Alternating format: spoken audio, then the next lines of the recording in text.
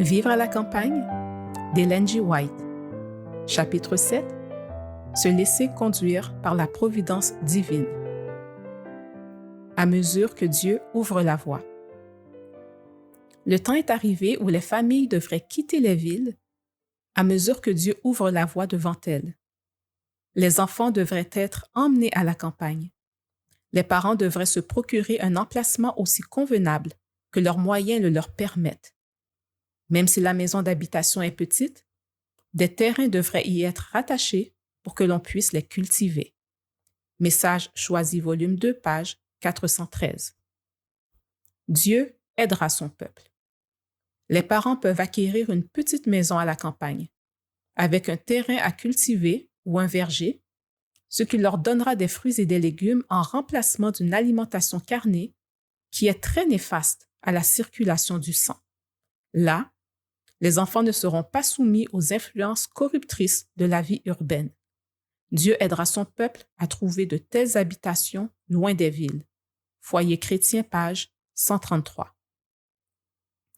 Faire notre part pour ouvrir la voie. De plus en plus, à mesure que le temps avance, nos membres devront quitter les villes. Pendant des années, nous avons reçu instruction de dire à nos frères et sœurs, et tout spécialement aux familles avec des enfants, qu'il faut faire des plans pour quitter les villes chaque fois que l'occasion nous en est donnée. Beaucoup devront travailler ardemment pour en trouver le moyen. Mais en attendant le moment où ce sera possible, ils doivent déployer une grande activité missionnaire, même si leur influence est relativement limitée. Événements des derniers jours, page 94, et Message choisi, volume 2, page 413. Veuillez prendre note que le reste du chapitre est tiré de Message choisi, volume 2, page 414 à 418, et du document original, lettre numéro 45, 1893. Conseil de prudence adressé à ceux qui se préparent à quitter les villes. Note des compilateurs. Il s'agit d'une communication écrite le 22 décembre 1893, en réponse à une lettre d'un frère dirigeant de Battle Creek qui faisait savoir à Madame White qu'à la suite du conseil donné à nos membres de quitter Battle Creek, de 100 à 200 personnes se préparaient à partir le plus tôt possible.